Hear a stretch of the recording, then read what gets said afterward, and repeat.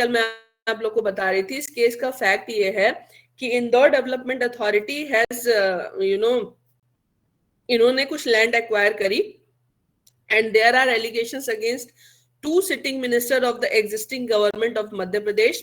और क्या एलिगेशन है कि इन्होंने 5.5 एकड़ लैंड जो है वो इलीगली ओनर्स को वापस रिलीज करी है। रीजन कल मैंने आपको बताया था कि किस तरीके से जब अथॉरिटी लैंड को एक्वायर करती है then there is a price escalation, और दूसरी बात जो मार्केट रेट और आपका जो बेसिकली द लैंड ग्रैबर्स, कल मैं आपको एग्जांपल दे रही थी जेवर का, जैसे कि अभी आज के समय में आप देखोगे जेवर जो इंटरनेशनल एयरपोर्ट आपका नोएडा में आ रहा है, जमीन खरीद लेना। क्यों खरीद लेना? आगे चल के बहुत महंगी हो जाएगी। तो आगे चल करके बहुत महंगी हो जाएगी, तो अभी क्यों खरीदना है? क्योंकि किसान सस्ते दाम पे दे देंगे, because the land is in record is in the form of the agricultural land. तो अभी वो सिटी प्लान में नहीं आई है इसलिए सस्ती है, आ जाएगी तो महंगी हो जाएगी। You know such type of things basically happens. So here in this case basically the Lokayukta has conducted the inquiry, और मैंने आपको बताया था कि मध्य प्रदेश में Lokayukta has its own police. So in all those states where the Lokayukta has their own investigating agency और own police, there the lokayukts are more efficient and they are more powerful. So in this case the lokayukt has conducted the inquiry, and what is the outcome of the inquiry which was conducted by the police of the lokayukt, that these two ministers they were involved in the corrupt practices. तो इसमें important चीज ये है कि now this lokayukt they want to initiate prosecution against both the sitting ministers, but there is a technical problem. And what is the problem? The problem is this prosecution cannot be initiated against the minister unless and until the government is going to grant sanction for the prosecution. यानी जब तक सरकार ये नहीं कह देगी कि मंत्रियों के खिलाफ चलना चाहिए मुकदमा, तब तक मुकदमा नहीं शुरू हो सकता। So obviously the Lokayukta will apply for the sanction for the government। तो यहाँ पे गवर्नर की तरफ से चूंकि एग्जीक्यूटिव डिसीजंस होते हैं, so firstly the government is going to send the recommendations to the governor and then the governor will decide according to the recommendation. तो लोकायुक्त ने बोला कि भाई इनके अगेंस्ट में सैंक्शन चाहिए हमें। सरकार ने गवर्नर को जो रिपोर्ट दी उसमें उन्होंने ये बोल दिया कि there is not even a single iota available against both the minister. So obviously the grant for the sanction of prosecution can not be given, नहीं दी जा सकती है। सैंक्शन इनको दिया नहीं जा सकता प्रोसिक्यूशन के लिए, क्योंकि इनके अगेंस्ट में कुछ है ही नहीं है। और ये कह करके the council of minister has recommended the same thing to the governor of the state. जब गवर्नर के पास डॉक्यूमेंट्स आए तो गवर्नर ने यहाँ पे स्टैंड ले लिया। स्टैंड क्या लिया? शायद उनको लगा होगा कि these two ministers are involved in the corrupt practices. So remember here in this case the recommendation has been made regarding this, that the government of the state is not going to grant permission for the prosecution, but the governor has exercised his own discretion, and after exercising his own discretion he granted sanction for prosecution. That is a very important thing. उन्होंने बोला कि नहीं, इनका prosecution होना चाहिए और मैं अपनी सहमति दे रहा हूं। तो अब यहाँ पे पहली चीज क्या हो गई कि the decision of the government and the decision of the governor, that is entirely opposite to each other, दोनों एक दूसरे से contrast में है। So here what happened, both these ministers against whom the governor has granted the sanction decided to approach the High Court of Madhya Pradesh।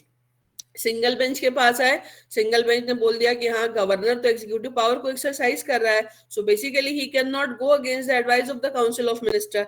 फिर police establishment appeal में गया, letter patent appeal में। In the letter patent appeal of Madhya Pradesh, I think you are aware about the letter patent appeal, single जज के order या judgment के against में उसी हाई कोर्ट के डिवीजन बेंच में जो अपील होती है उसको लेटर पेटेंट अपील या एलपीए बोलते हैं। एलपीए जब मैटर गया तो एलपीए में भी the high court has decided the matter in the favor of the Madhya Pradesh government, and they said that the governor according to the constitution is bound by the advice of the council of ministers। तो इसके कारण यहाँ पे आपने देखा in this case the appellant is the MP special police establishment। ये appeal में गए हैं against the decision of the High Court of the Madhya Pradesh. तो तो यहाँ पे मामला फंस गया कि सैंक्शन जो गवर्नर ने दी वो सैंक्शन सही दी है या सैंक्शन गलत दी है। तो इसमें एक चीज आप ये याद रखिएगा कि आपके सीआरपीसी में भी प्रोविजन है, आपको पता है, and under the prevention of the corruption act also it was the provision कि once the government wants to initiate once the investigating agencies wants to initiate any kind of prosecution against the bureaucrats, against the ministers, then in that circumstances sanction for prosecution from the government is required. धीरे धीरे सरकारों ने क्या किया, क्योंकि आपको एक चीज जब आप देखोगे, एनालाइज करोगे, तो जब से कोalition गवर्नमेंट का एरा इंडिया में आया तब से करप्शन के बहुत ज्यादा केसेस हुए। और करप्शन के बहुत ज्यादा केसेस क्यों हुए? क्योंकि रीजनल पार्टीज में और जो सेंटर में बड़ी पॉलिटिकल पार्टीज थी उनके बीच में बिना सामंजस्य के, means without political alliance you can not form the government. लेकिन जो छोटी पॉलिटिकल पार्टीज हैं, जो रीजनल पॉलिटिकल पार्टीज हैं, उनकी बार्गेनिंग पावर बहुत ज्यादा बढ़ गई। बढ़ क्यों गई? आपने देखा कि जिनके 2-2 एमपीज होते थे वो कहते थे कि तुम्हें सरकार गिरा देंगे। तो जिसके पास 175 सांसद है, 200 सांसद है, वो बैठा हुआ है, और इसके पास 2 सांसद है, एक तो दोनों मंत्री ऊपर से धमकी अलग से देते थे कि सरकारों को गिरा देंगे हम। So for a long time this कोalition government was never in the interest of this country, but unfortunately ये लंबे समय तक रहे। लगभग आप 25 साल का समय मान सकते हो कि 25 साल तक लगातार इंडिया में सेंटर में कोalition गवर्नमेंट थी। तो कोalition गवर्नमेंट का जब भी आप एरा देखते हो तो आपको समझ में आएगा कि majority of the corruption cases इसी टाइम पे हुए, and that is the reason that this was the era of the judicial activism, because इसने जो गवर्नमेंट्स की इनकॉम्पिटेंसी थी या जो करप्शन गवर्नमेंट में बढ़ रहा था, that has given a lots of opportunity for the judiciary to play the role of the activist. तो वो जुडिशियल एक्टिविज्म का कॉन्सेप्ट आया, और इसी दौरान सुप्रीम कोर्ट को ये रियलाइज हुआ, जो कि बिल्कुल सही भी था, कि once the agencies used to apply to grant sanction to the government against the bureaucrats और अगेंस्ट द सिटिंग मिनिस्टर, सरकारें उस पर रिप्लाई ही नहीं देती थी। 5 साल का आपका टर्म पूरा हो गया, वो ब्यूरोक्रेट रिटायर होकर के चला भी गया, या सरकार का 5 साल का टर्म खत्म हो गया, मंत्री का टेन्योर खत्म हो गया, but they are not receiving sanction. तो इसका मतलब क्या है? इसका मतलब ये है कि आपने प्रोसीजर में फंसा करके आपने एक ऐसा सिस्टम क्रिएट किया which is basically going to favor all sorts of corruption, because those who are going to commit corrupt activities, they are not going to be prosecuted, and once the prosecution cannot be initiated, obviously the conviction cannot be made. तो इसीलिए supreme court ने judgements दिए कुछ, और उसमें supreme court ने कुछ officers को छोड़ करके, जो टॉप रैंक के होते थे, अगर मुझे सही याद है तो कैबिनेट सेक्रेटरी रैंक के, उससे नीचे के जितने ऑफिसर्स होते थे, उनके लिए उन्होंने सैंक्शन का जो कंपल्शन था वो खत्म कर दिया, और उन्होंने बोला कि जरूरत नहीं है कि इससे नीचे के ऑफिसर्स के लिए आप बिना सैंक्शन के आप प्रोसिक्यूशन इनिशिएट नहीं कर सकते। You can very well initiate the prosecution against this types of bureaucrats, but उसमें एक और आपको जो प्रैक्टिकल प्रॉब्लम देखने को मिलेगी, क्योंकि प्रैक्टिकल चीजें हम लोग ज्यादा डिस्कस नहीं करते हैं, पर मुझे लगता है कि लॉ बिना प्रैक्टिकल चीजों के होता नहीं है। 2 चीजें ऐसी हुई, एक तो ये आपका प्रिवेंशन ऑफ करप्शन एक्ट, और दूसरा आपका आरटीआई। इसमें क्या हुआ कि जब गवर्नमेंट चेंज होती थी तो ये ब्यूरोक्रेट्स टारगेट भी होते थे, पॉलिटिशियंस भी टारगेट होते थे। तो ब्यूरोक्रेट्स के अंदर एक टेंडेंसी डेवलप हुई by the passes of time, and you know this is a very important aspect of administrative law also, that if you do not want to do anything which is wrong, then the best thing is don't do anything. तो ना तो हम कुछ करेंगे ना गलती होगी, ये आपका धीरे धीरे गवर्नमेंट सेटअप्स में आने लगा, क्योंकि रिटायरमेंट के बाद कोई जेल जा रहा है, किसी के पास कभी सीबीआई आके उसको उठा ले जा रही है, कोई आरटीआई में फंसा हुआ है तो उसको रिप्लाई में फंसा हुआ है तो उसकी पेंशन रुक जा रही है। तो एक तरीके का हैरेसमेंट और डर, दोनों चीजें ब्यूरोक्रेसी में बढ़ी। तो इसका रिजल्ट क्या हुआ कि ब्यूरोक्रेसी ने ये डिसाइड कर लिया दैट द बेस्ट थिंग, और आपने देखा होगा, आपके पर्सनल अनुभव, खैर अभी तो तुम लोग बच्चे हो, बट जहां भी आपको एक्सपोजर होगा तो आपको रियलाइज होगा कि the one method which is basically applied in the government setup is don't take any decision and don't do anything. तो फाइल सिर्फ यहां से वहां जाती है और वहां से फिर यहाँ आ जाती है, और जो इसमें पीड़ित होता है ना, वो ऐसे ही गोल गोल घूमता रहता है। एंड दैट्स व्हाई अभी बहुत ज्यादा जोर आपका डिजिटल पे है, क्योंकि डिजिटल पे जोर इसलिए कि जितना आप ऑफिस और आम आदमी के बीच का फिजिकल कांटेक्ट कम कर दोगे ना, करप्शन उतना ज्यादा कम हो जाएगा। सारा पंगा ही वहां से होता है जहां पे गवर्नमेंट ऑफिसेस और आम आदमी एक दूसरे के कांटेक्ट में आते हैं। हमारा काम जल्दी करा दो, ये करा दो, पैसा ले लो, ये सारी चीजें चलती हैं। तो इसीलिए डिजिटल पे बहुत ज्यादा जोर दिए जाने लगा। But the important issue in this case is कि the bureaucrats who has to take decision still they are not ready to take decision। मैंने आपको पीएच पारिक का केस बताया था, आप लोग को याद होगा, जो was the जब हम लोग कोलगेट स्कैम को डिस्कस कर रहे थे, and Mr. Parikh has said because he was arrested by the CBI and Mr. Parikh has said that my decision may be wrong but my intention was not wrong। That was his first argument। And the second thing he said कि I was just a bureaucrat in that particular ministry, so if I am responsible then the minister is equally responsible। ऐसा कैसे हो सकता है कि minister ने तो गलती नहीं करी पर मैंने गलती कर ली, जबकि the decision was actually taken by the minister and I had just given my advice। तो इसको लेकर के अभी एक सरकार ने चेंज कर दिया, फिर से दोबारा किया प्रिवेंशन ऑफ करप्शन एक्ट में, और उसमें उन्होंने फिर से कर दिया है कि in the case of certain officers without obtaining the sanction the criminal prosecution can not be initiated. और ये इसलिए किया गया कि जो ये एक साइकोलॉजिकल प्रेशर ब्यूरोक्रेट्स पे पड़ने लगा कि हम डिसीजन लेंगे और गलत हो जाएगा तो हम तो जेल जाएंगे।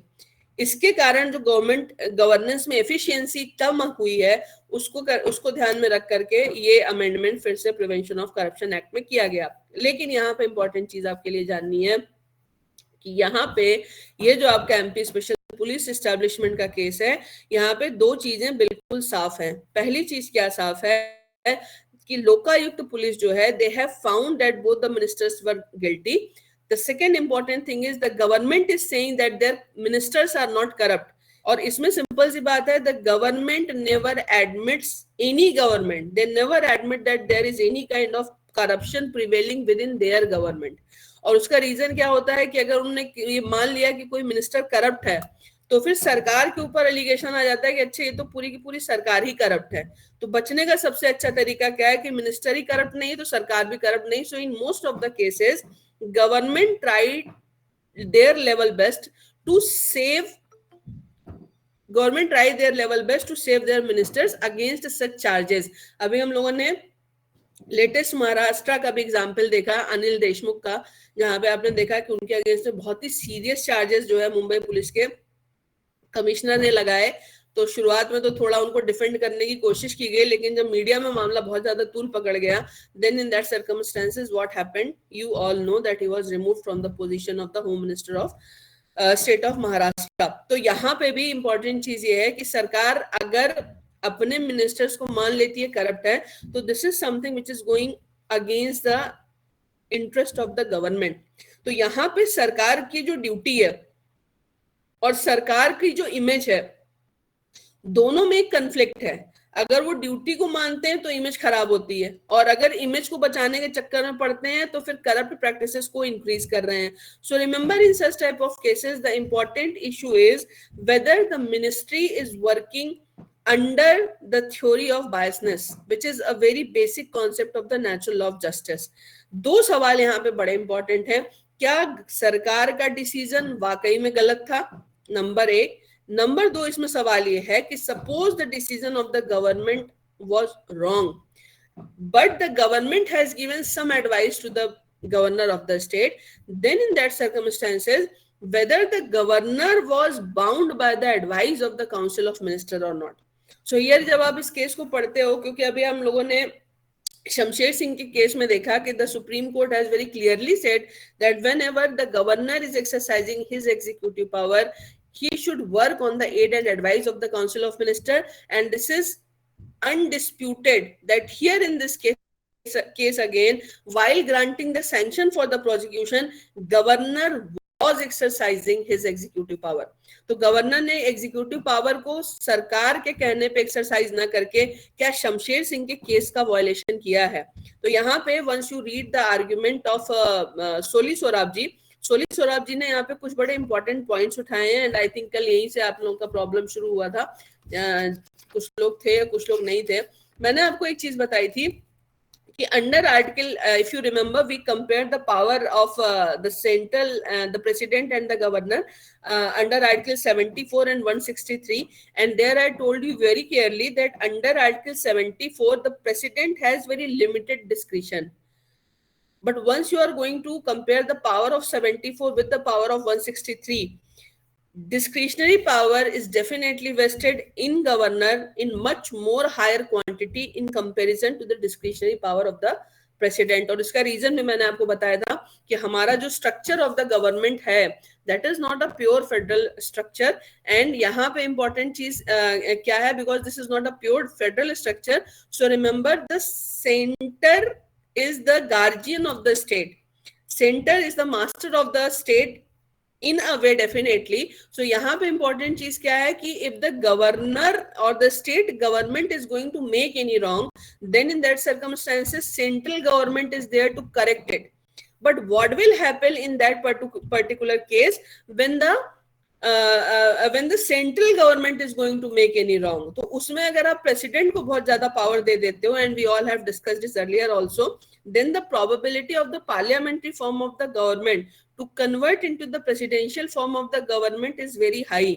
और मैंने आप लोग को बताया था कि किस तरीके से being the supreme commander of the armed forces, ये भी probability हो सकती है that he might be a dictator also. इसीलिए गवर्नर को तो डिस्क्रिशन दिया गया, लेकिन प्रेसिडेंट को ज्यादा डिस्क्रिशन नहीं दिया गया है. प्रेसिडेंट को हमेशा कंट्रोल में रखने की कोशिश की गई है.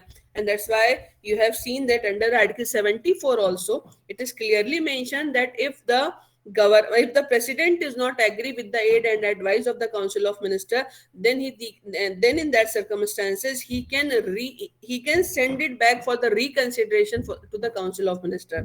लेकिन reconsideration के बाद, if again the same thing is going to be sent to the prime minister, to the president, then in that circumstances the president is bound by the advice of the council of minister. लेकिन यहाँ पे सोनी सोराब जी ने एक बड़ा important question उठाया है, और वो क्वेश्चन ही उठाया, मैंने आपको बताया कि once you are going to read article 163, वहां पे दो चीजें इस्तेमाल की गई हैं. पहली चीज वहां पे ये इस्तेमाल की गई है कि wherever in the constitution it is provided, जैसे हम लोगों ने 311 देखा, 123 देखा, 356 देखा, कॉन्स्टिट्यूशन में लिखा हुआ है कि at these places the president और governor will exercise or will act according to their satisfaction और अकॉर्डिंग टू देयर डिस्क्रिशन. लेकिन शमशेर सिंह के केस में उन्होंने बोल दिया कि भले ही टर्म सेटिस्फैक्शन 311 में यूज है, बट यहाँ पे भी the satisfaction of the governor is not going to be his personal satisfaction, but he will work on the aid and advice of the council of minister.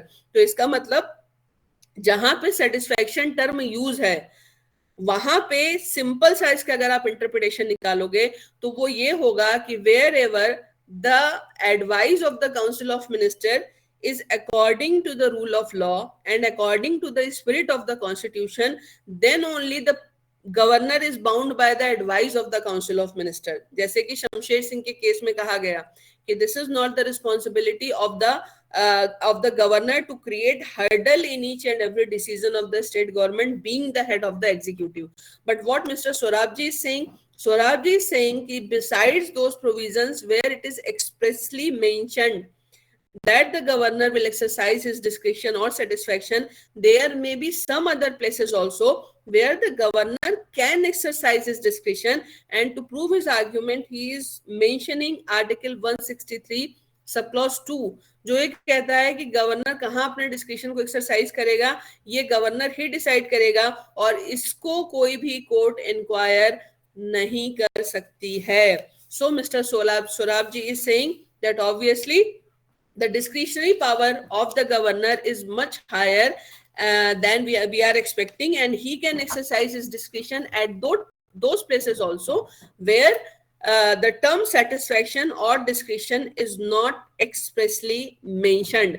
लेकिन वो कौन सी जगहें होंगी, अब यहाँ पे ये डिसाइड करना है कि वो कौन सी जगहें होंगी. और दूसरी बात ये है कि जब वो एग्जीक्यूटिव फंक्शन को एक्सरसाइज कर रहा है तो क्या काउंसिल ऑफ मिनिस्टर की एडवाइस को वॉयलेट कर सकता है क्या.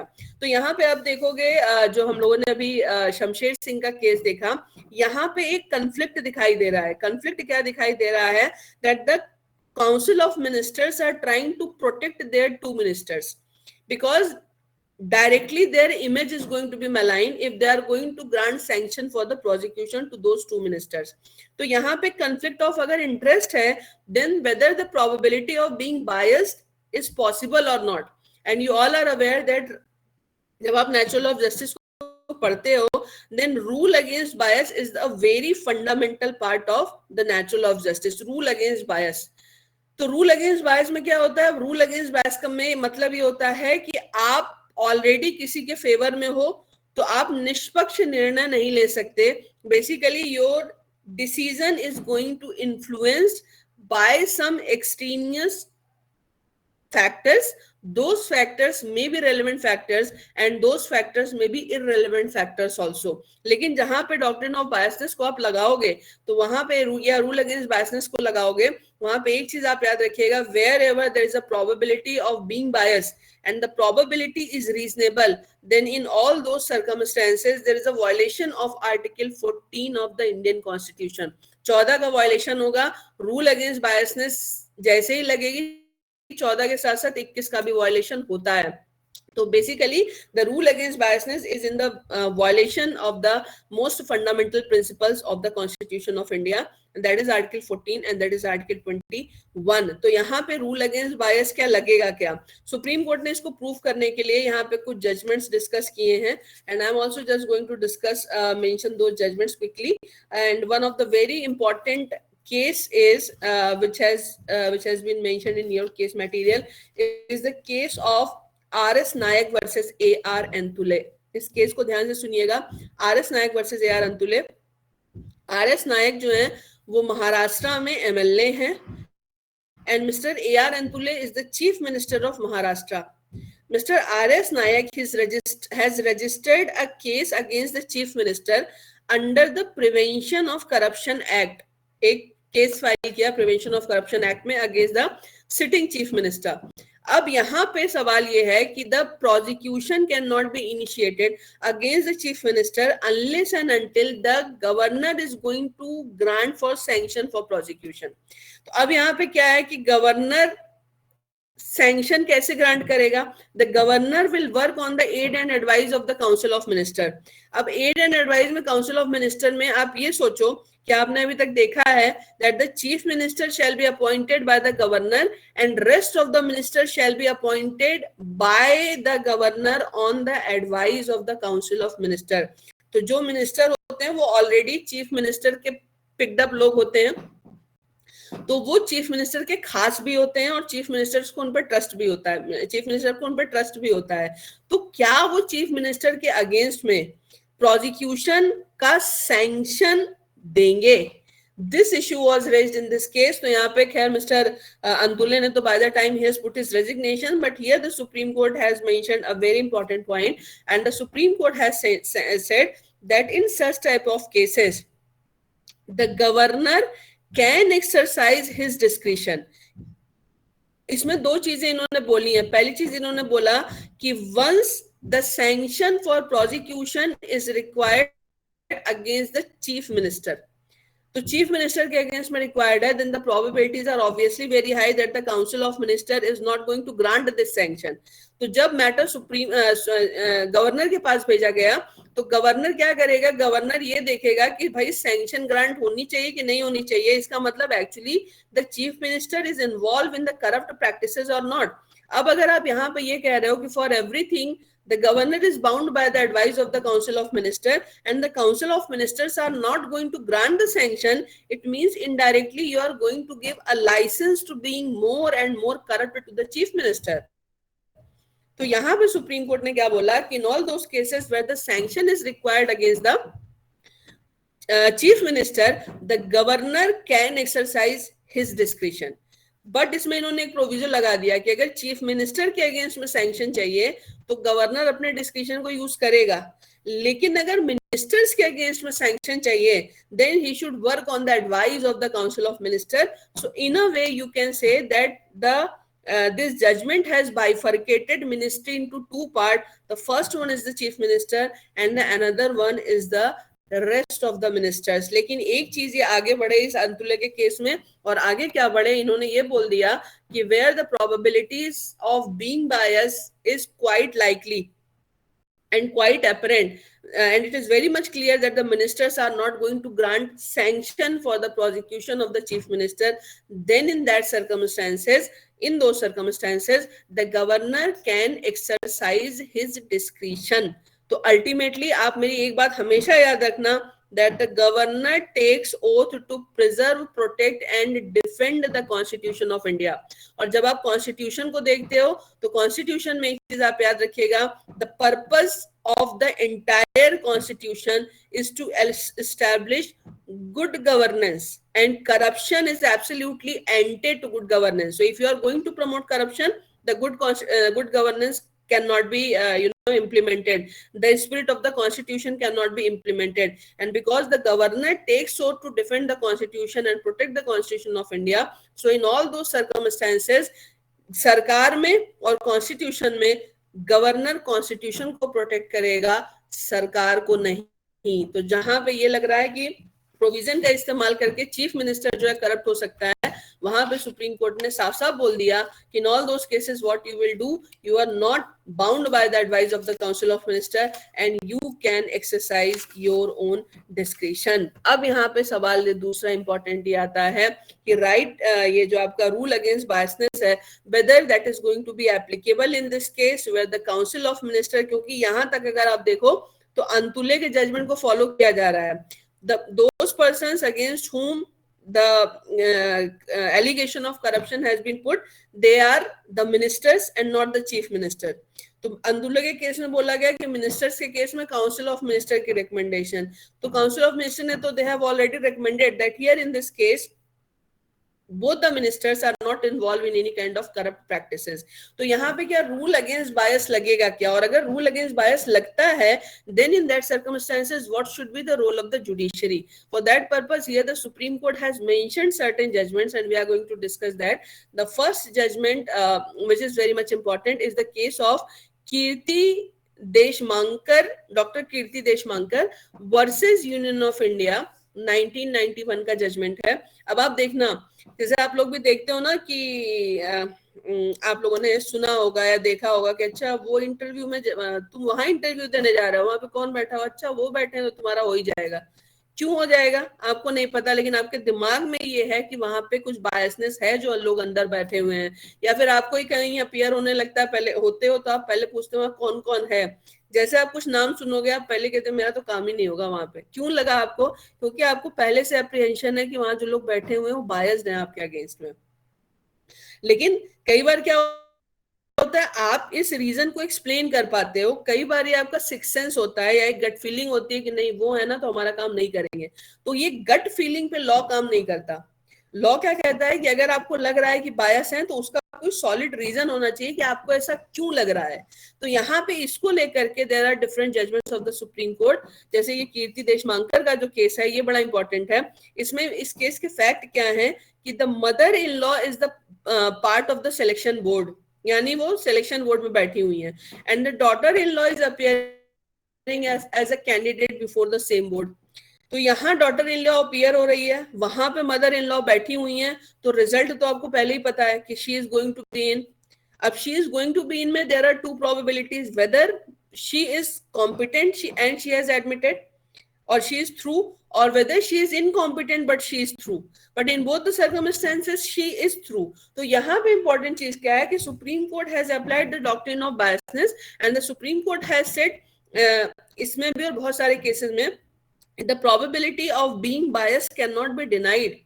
अगर मदर इन लॉ बैठी है तो वो नेचुरल है कि अपनी डॉटर इन लॉ को सपोर्ट करेगी ही करेगी, और अगर वो डॉटर इन लॉ को सपोर्ट कर रही है then as per the doctrine of rule against biasness this selection process is invalid. ये जो है कॉन्स्टिट्यूशनली करेक्ट नहीं है, ये एक इनवैलिड प्रोसेस है क्योंकि यहाँ पे the selection board was bias in the favour of one candidate. तो यहाँ पे अब देखिए रूल अगेंस्ट बायस की थ्योरी इन्होंने लगाई और इस बेसिस पे इन्होंने बोला कि सिलेक्शन प्रोसेस पूरा का पूरा गलत था.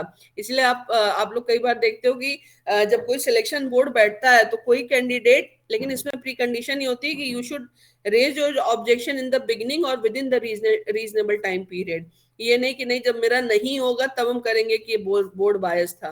तो आगे आप लोग एडमिनिस्ट्रेटिव लॉ में बहुत सारी चीजें देखोगे, but at the end of the day the important thing is if any administrative setup is working or any selection board or inquiry committee is sitting, then it must be very much clear that not even a single member is biased in the favor of any party. ये बहुत important rule है. और अगर आप biasness को, जैसे अभी आपने देखा कि रिवर डिस्प्यूट को लेकर के जो अभी चल रहा था, उसमें जस्टिस चंद्रचूड़ ने बोला कि हम इसको नहीं सुनेंगे, and there was one more judges, I'm forgetting the name of that the justice. दोनों ने बोला कि I belong to this state, I have practiced in this state, so I'm not going to be the part of this bench. और ऐसा बहुत बार होता है कि whenever there is any interest of the judges in any subject matter or in any person, वो exclusion के लिए बोल देते हैं कि I should be excluded and I should not be the part of this bench. So why it is happening? Because the rule against biasness is working there.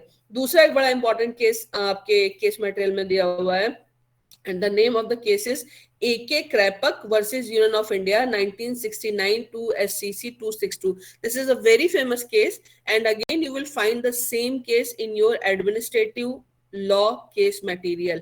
ये बड़ा excellent case है, बहुत शानदार केस है, इसको आपको समझना चाहिए. और इसको समझने के लिए मैं आपको I am just going to mention the brief facts of the case. Central government ने, because central government you all are aware they have this constitutional power to create any all India level service. तो forest में इन्होंने all over India service create करी. तो service create करके इन्होंने क्या बोला, they invited application from all those who was working in the different forest department of the different states. और बाकी लोगों से भी इन्होंने एप्लीकेशन इनवाइट करी. And for the selection procedure they have constituted a board also. एक selection committee, एक selection board भी बना दिया. अब इसमें क्या है, there is a one person whose name is Nakesh Band, and Nakesh Band is working in the forest department of the state of Jammu and Kashmir. नकीश बंद को लगा कि स्टेट से क्यों ना हम सेंटर के कैडर में मूव कर जाएं, because this is the employment और this is the position where I will work directly under the central government. और सेंट्रल गवर्नमेंट के अपने फायदे होते हैं, आपको पता है. तो इसने सोचा कि why I should not apply for this position. He was working in the forest department of the state of Jammu and Kashmir. He has applied for the position which was advertised by the central government under this new position which was created by the central government itself. लेकिन central government ने काम और किया, central government ने selection board में भी नकीश बंद को चुन लिया. तो इसका मतलब क्या है कि now Naqishbund is also the member of the selection board and he is also appearing before the selection board as a applicant. दोनों तरफ है, इधर भी है और उधर भी है. अब नकीश बंद, रिजल्ट तो आपको पहले ही समझ में आ गया होगा कि इसमें क्या होगा. नकीश बंद was obviously he was selected and after the selection his appointment was questioned before the court in the case of A.K. Krapak versus Union of India. किस बेसिस पे किया गया, ऑब्वियसली इसमें कहने की जरूरत नहीं है, वही सिलेक्शन बोर्ड में बैठा हुआ है और वही इधर भी बैठा हुआ है. वो सिलेक्ट हो गया, वो सिलेक्ट अपनी काबिलियत पे भी हो सकता है, लेकिन काबिलियत से ज्यादा बात ये लगती है कि जब आप सिलेक्शन बोर्ड में बैठे हो then you are in the position to influence the selection process of the selection process by the selection board. और उसमें उसको चूंकि अगर अपने को अंदर कराना है तो ये भी पॉसिबिलिटी हो सकती है कि उसने बाकी कॉम्पिटेंट कैंडिडेट्स को कम नंबर दिया हो, चाहे अपने ही लेवल पे दिया हो, भले ही बोर्ड के मेंबर से कुछ ना बोला हो. तो या फिर जो बोर्ड के बाकी मेंबर थे वो इनडायरेक्ट उसके इन्फ्लुएंस में रहे होंगे कि ये तो if he is the part of the selection board then how we are not going to select him, we are bound to select him. तो इस केस में जब matter was brought before the Supreme Court, then all the members of the selection board they have presented an affidavit before the Supreme Court where they have mentioned that the Nakesh Band never tried to influence their decision. मतलब नकीश बंद ने उनसे कभी कहा नहीं कि आप हमारा सिलेक्शन कर लो, ये सबने एफिडेविट पे दिया हुआ है. नकीश बंद क्या कह रहा है कि when I was appearing as a candidate then at that point of time I was definitely not there in the selection board, क्योंकि मैं एक ही तरफ हो सकता था. जब मैं कैंडिडेट हूं तब मैं सिलेक्शन बोर्ड में नहीं हूं, जब मैं सिलेक्शन बोर्ड में हूं तब मैं कैंडिडेट नहीं हूं.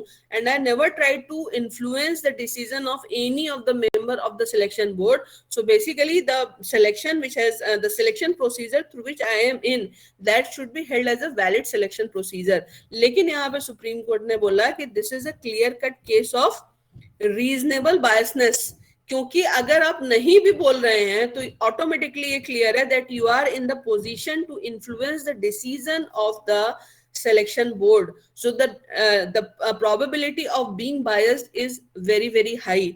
तो यहाँ पे आप काबिल हो आप ना काबिल हो इसका सवाल नहीं है, यहाँ पे सवाल ये है कि the constitution of the selection committee that was fundamentally wrong, क्योंकि नकीशबंद सिर्फ एक ही तरफ जा सकता था, either he would be the part of the selection board or he would appear himself as a candidate before the selection board. तो यहाँ पे सुप्रीम कोर्ट ने एक बड़ी इंपॉर्टेंट चीज बोली है जो मैं आप लोग को पढ़ के बता रही हूँ.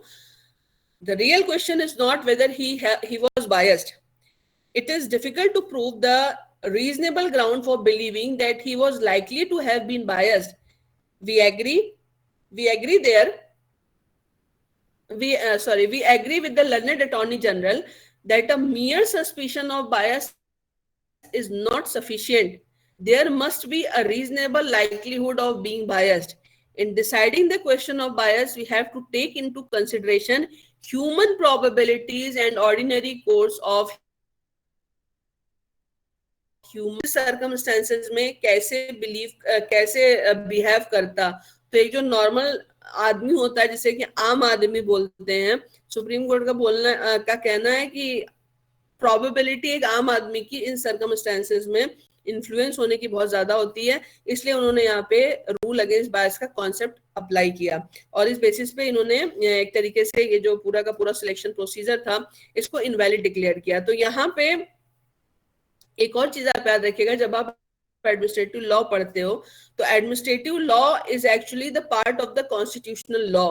जो एग्जीक्यूटिव फंक्शन है, because they are constantly expanding, so this executive function started developing as a different form of the same constitutional law and that is known as the administrative law. तो एडमिनिस्ट्रेटिव लॉ जब आप आगे पढ़ोगे तो आप देखोगे कि एडमिनिस्ट्रेटिव लॉ में वैसे तो हमारा सब कुछ अडॉप्टेड ही है, ओरिजिनल तो हम कुछ ला नहीं पाए अभी तक, अभी भी हम अडॉप्ट ही कर रहे हैं. तो administrative law in itself as an adoption of the French law and the British law, ये वहां से बहुत ज्यादा इंस्पायर्ड है और आपका पूरा एडमिनिस्ट्रेटिव लॉ उन्हीं की प्रिंसिपल्स पे बेस्ड है.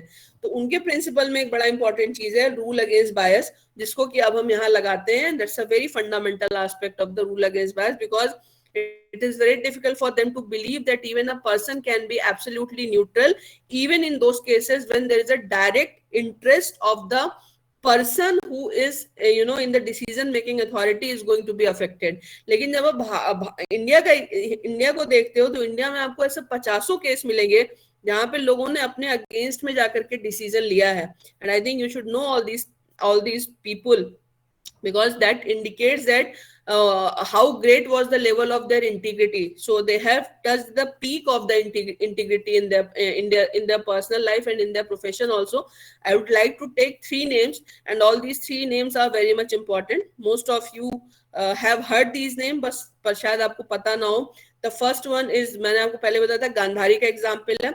दूसरा एग्जाम्पल है उभया भारती का, and the third example is the example of justice Hidayatullah. ये 3 लोगों का एग्जाम्पल है जहां पे इन तीनों लोगों ने, और मैं बता भी देती हूँ कि इन तीनों ने क्या किया था, जिसके कारण मैं यहाँ पे इनको कोट कर रही हूँ, because here we are discuss the doctrine of biasness, the rule against bias. तो यहाँ पे गांधारी के बारे में आप सबको पता है, और मैंने आपको पहले बताया था कि यतो धर्म से ततो जया, ये जो सुप्रीम कोर्ट का मोटो है ये गांधारी ने महाभारत में बोला था. और यहाँ पे इंपॉर्टेंट बात यह है कि मैंने एक चीज शायद आपको नहीं बताई कि ये एक नेचुरल लॉ का प्रूव्ड कॉन्सेप्ट है. और अगर आप स्वामी विवेकानंद को पढ़ते हो तो उन्होंने इस पर बहुत बात की है कि अगर आप लगातार 6 महीने तक सिर्फ आप सच बोलो और आपके दिमाग में किसी को लेकर के किसी भी तरीके की निगेटिविटी या बुरे विचार ना आए, तो धीरे धीरे आपकी नेचुरल पावर्स बहुत राइज करने लगती हैं.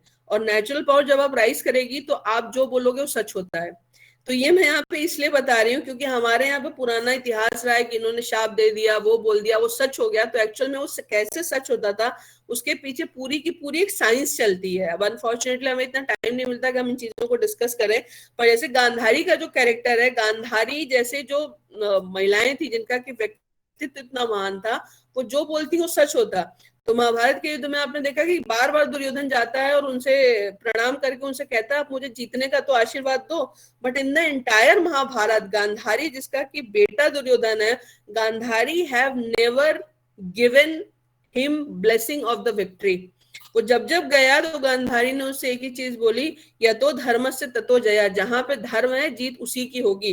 कभी भी उन्होंने ये नहीं बोला कि जीत दुर्योधन की होगी. तो इसका मतलब क्या है In a way, this is the height of neutrality, where a mother is not going to bless his own son because she knows her own son, because she knows that he is fundamentally wrong. दूसरा जो आपको example मिलता है वो आपको उभया भारती का मिलता है। उभया भारती के जो हस्बैंड है, और ये आपके लिए इसलिए भी जानना जरूरी है क्योंकि लगातार आप बीबीसी को देखो, न्यूयॉर्क टाइम्स को देखो, वॉशिंगटन पोस्ट को देखो, और हमारे इंटरनल लोगों को भी देखो, they always try to portray that Indian society was a misogynist society. That's why this thing is more important. There is a lady, the name of the lady is Ubhya Bharti, and वो बहुत ज्यादा जिसको बोलते हैं विद्वान महिला है। The name of the husband of Ubhya Bharti is पंडित मंडन मिश्रा। बनारस, आपको पता है बनारस का अपना एक दुनिया का सबसे प्राचीनतम शहर है, और ये मैं नहीं कह रही हूँ, ये आप यूएन की वेबसाइट पे जाके देखना, बनारस को आइडेंटिफाई किया गया one of the oldest city of the world. वहां के प्रकांड पंडित हैं मंडन मिश्र, उनकी पत्नी उभया भारती, वो भी उतनी ही विद्वान है। अगर आप शंकराचार्य की लाइफ को पढ़ोगे तो आपने देखा होगा कि वो केरला से लेके नॉर्थ साउथ टू लेके नॉर्थ ईस्ट टू वेस्ट, उन्होंने पूरा इंडिया कवर किया, और जहां जाते थे उन लोगों से शास्त्रार्थ करते थे। So what was the purpose of शास्त्रार्थ? अपने नॉलेज को टेस्ट करना, नई चीजें सीखना और सत्य के थोड़ा और करीब बढ़ना। तो ये हुआ कि शास्त्रार्थ होगा शंकराचार्य और मंडन मिश्र का, और इसमें ये डिसाइड किया गया जो हारेगा उसको सन्यास लेना पड़ेगा। शंकराचार्य तो पहले से सन्यासी थे, लेकिन मंडन मिश्र का ये प्रस्ताव था, और मंडन मिश्र ने ये बोला कि जो हारेगा वो सन्यास लेगा। शास्त्रार्थ जब दो महान विद्वानों में होगा काशी जैसी जगह पे, तो सवाल ये हुआ कि इसको जज कौन करेगा, एंड अल्टीमेटली पता चला कि पूरी काशी में अगर इन दो विद्वानों के शास्त्रार्थ को कोई जज कर सकता है तो वो लर्नेड व्यक्ति सिर्फ उभया भारती है, जो कि मंडन मिश्र की पत्नी थी। आज के तारीख में अगर आप देखो तो हम रूल अगेंस्ट बायस लगाएंगे और हम पहले ही जज कर अच्छा उसकी वाइफ है ना तो उसके फेवर में जाएगी। But what has happened here in this process of शास्त्रार्थ, Ubhaya Bharati has declared at the end कि मंडन मिश्रा वाज डिफीटेड, तो उनके अपने पति को उन्होंने पराजित डिक्लेयर किया। लेकिन अब आप सेकंड चीज देखो, दैट इज मोर इंपॉर्टेंट, उन्होंने बोला कि अभी तक अब मैंने एक जज की भूमिका निभाई और आपके अच्छे शास्त्रार्थ को देखकर कि मैंने डिक्लेयर किया कि my husband has defeated, but now I will play the role of a wife.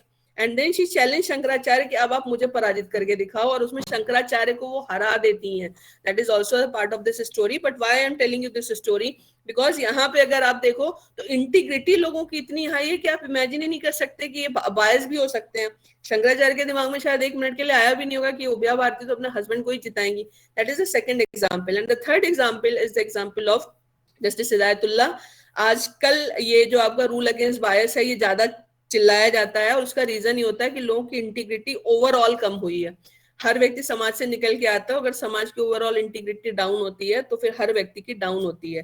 और जस्टिस हिदायतुल्लाह के केस में कहा जाता है क्योंकि तब इतना प्रोमिनेंट नहीं था, तब लोग इतना ये इशू भी नहीं उठाते थे, उनके खुद के सुपुत्र जब जब उनकी कोर्ट में अपीयर हुए वो कभी भी वहां से फेवर्ड ऑर्डर लेकर के नहीं आ पाए हैं। जबकि आज की तारीख में आप देखो कि लोग जजेस को टारगेट करने के लिए भी रूल अगेंस्ट बायस का कॉन्सेप्ट लगाते हैं और तुरंत टारगेट करते हैं कि he has his personal interest. So these are the examples in India. I have given you few examples where it is very much clear कि यहाँ अगर आपकी इंटीग्रिटी ज्यादा हो तो रूल अगेंस्ट बायसनेस जैसी चीजें नहीं चलती। लेकिन यहाँ पे इंपॉर्टेंट केस क्या है कि in the existing law we apply the doctrine of rule against biasness. यहाँ पे जो मैंने आपको केसेस बताए वहां पे on the basis of that discussion it is very much clear that wherever the probability of being biased is quite likely, then at all those cases this rule against biasness shall be applicable. अब यहाँ पे क्या है, अब हम जब इस judgement पे आते हैं तो जजमेंट में when the matter has brought before the Supreme Court has been brought before the Supreme Court, the Supreme Court has basically two types of recommendations. The first recommendation which was given by the Council of Ministers, and which says that both the ministers were not involved and there is no evidence against them. The another recommendation is the recommendation of the governor of the state, where he says that I am granting sanction because both the ministers, there are sufficient evidence that they both were involved in the corrupt practices. अब सवाल ये होता है कि जब दोनों के decision इतने कॉन्ट्रास्ट में हैं तो फिर सही कौन है? तो सही होने के लिए in this case the Supreme Court has said that there is a third party also in this case, and that third party is absolutely neutral, and that third party is the office of Lokayukta. तो supreme court ने जब लोकायुक्त की report देखी, because obviously in the report you are going to mention the reason. जैसे आप जो evidence act पढ़ते हो ना, एविडेंस एक्ट आपका सिर्फ क्यों और कैसे पे चलता है, उसमें और कुछ तीसरी चीज है ही नहीं, क्या, क्यों और कैसे। स्पेशली आपका section 8, section 9 which is a very important section, and section 11, ये तीनों आपके क्यों और कैसे, क्या, क्यों और कैसे पे चलते हैं, आपके पास हर क्यों का जवाब होना चाहिए। तो अगर आप ये पूछ रहे हो कि कैबिनेट ने क्यों जो है इनको क्लीन चिट दी, तो भी आपको लोकायुक्त की रिपोर्ट देखनी पड़ेगी कि वो क्या कहती है, उसकी फाइंडिंग क्या थी। और अगर आपको गवर्नर को देखना है कि गवर्नर ने क्यों जो है अपोजिट रिकमेंडेशन दिया, तो भी आपको लोकायुक्त की रिपोर्ट को देखना पड़ेगा। So on the basis of the Lokayukta report which is a neutral body, the Supreme Court has said कि prima facie it is clear on the basis of the available evidences that both the ministers were involved। और अगर involve हैं और सरकार उनका संरक्षण कर रही है, and the governor is going to be going by the advice of the council of minister, then in that circumstances the rule of law is definitely going to be severely hurt. तो rule of law कहाँ जाएगा? मतलब आप simple सा बोल दो कि आप कितना भी करप्शन करो, सरकार तो सैंक्शन ही नहीं देगी, तो हमारा तो कुछ होगा ही नहीं। So in a way, by adopting these practices, you are not only protecting but also you are also promoting corruption in the government setup। So that's why here the Supreme Court has said, क्या बोला Supreme Court ने, that the decision which has been taken by the governor, which is ante to the decision of the Council of Minister, and actually here in this case the governor has exercised his discretionary power also, the decision of the governor is perfectly valid। क्योंकि यहाँ पे governor ने क्या किया है, the governor through its decision has tried to protect and establish the rule of law in this matter। तो यहाँ पे सुप्रीम कोर्ट ने अल्टीमेटली बोला कि गवर्नर ने जो अपनी डिस्क्रिशनरी पावर को एक्सरसाइज किया है वो बिल्कुल सही है। यहाँ पे जो टोटल 4 पॉइंट इसमें इंपॉर्टेंट है इस जजमेंट में आपके जानने के लिए, वो मैं आपको बता देती हूँ। पहला पॉइंट इंपॉर्टेंट है कि mere apprehension of biasness is not sufficient but it should be actual bias। तो मैंने आपको बताया ना कि हमें लग रहा है कि बायस है, ये मुझे पसंद नहीं करता। अब आपको कई बार हमें होता है कि हमें अचानक से कोई आदमी पसंद नहीं आता है, पसंद आता है। इसके भी पीछे एपिस्टेमोलॉजी की और कई सारी थ्योरीज हैं, उसमें खैर हम नहीं जाएंगे। लेकिन यहाँ पे क्या है कि there should be actual bias, that is the very pre condition once you are going to say that this person is bias. तो आपको रीजन बताना पड़ेगा कि क्यों बायस लग रहा है। The second is, normally the governor will act on aid and advice of the council of minister and not with his discretion। ये भी मैंने आपको बता दिया, the governor is indirectly appointed। President का तो इलेक्शन होता है, गवर्नर तो अपॉइंटेड होता है by the central government, but the government of the state is directly elected by the people. So remember in this case, that's why it is mentioned in the constitution that the governor should work on the aid and advice of the council of ministers। तो normally वो अपना description इस्तेमाल नहीं करेगा, वो council of minister की advice को follow करेगा। But the governor can exercise his discretionary power under article 163 sub clause 2, जो मैंने शुरू में बोला, only in exceptional cases to establish the rule of law when he believes that if he is going to follow the recommendation of the council of ministers, he will not be in the position to establish and protect the rule of law, then in all those circumstances he will exercise his own discretion। यानी council of minister ने जो उसको recommend किया, उसको लग रहा है कि अगर इसको फॉलो करेगा तो उसने कॉन्स्टिट्यूशन की में जो ओथ ली है कॉन्स्टिट्यूशन को प्रोटेक्ट करने की, उसको फॉलो नहीं कर सकता। And the ultimate purpose of the entire constitution to establish rule of law in the entire nation. तो जहां पे उसको लगेगा कि रूल ऑफ लॉ में और कैबिनेट की जो काउंसिल ऑफ मिनिस्टर्स की रिकमेंडेशन है उसमें कन्फ्लिक्ट है, तो वहां पे वो सरकार को नहीं संविधान को बचाएगा by the exercise of his discretionary power. And the last very important thing कि यहाँ पे सुप्रीम कोर्ट ने साफ साफ बोला है कि we are it cannot be said that we are going to overrule the judgment of the Shamsher Singh case। Shamsher Singh case is still there, and still while exercising his executive power, the governor is bound by the advice of the council of minister।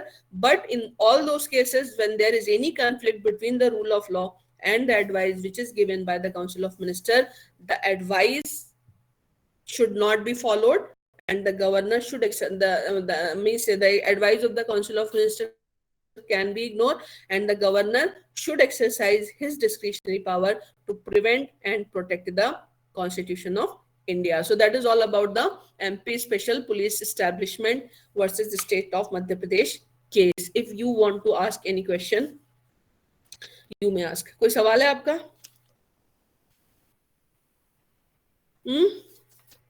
समझ में आ गया? कोई सवाल है? Judiciary को लेके कई सवाल इसमें उठते हैं, क्योंकि जब भी जजेस के ऊपर कोई एलिगेशन लगे हैं, जजेस ने जजेस की ही कमेटी बनाई है. अभी आपका जस्टिस गोगोई का भी केस आया था, और उसके पहले भी आपने देखा होगा मध्य प्रदेश हाई कोर्ट में एक केस आया था. There was a DJ and he put certain allegations against the sitting judge of Madhya Pradesh High Court. वहां पे again a committee was constituted where all the members were judge. So there a question arises, the conflict of the interest and the rule against biasness. But obviously still the judges are judging the judges, so we can only discuss, we cannot say anything beyond that. But yes, the normal rule is there should not be any conflict between the interest of a person and between the duty the person is performing. So that is the very simple formula. So if you have any question or query, you may ask. हाँ आकाश पूछो. Hello ma'am, my question is not relating to topic. Actually I am from LC1 and I am attending your lectures from YouTube, but I came to know that from today onwards you will not be recording lectures.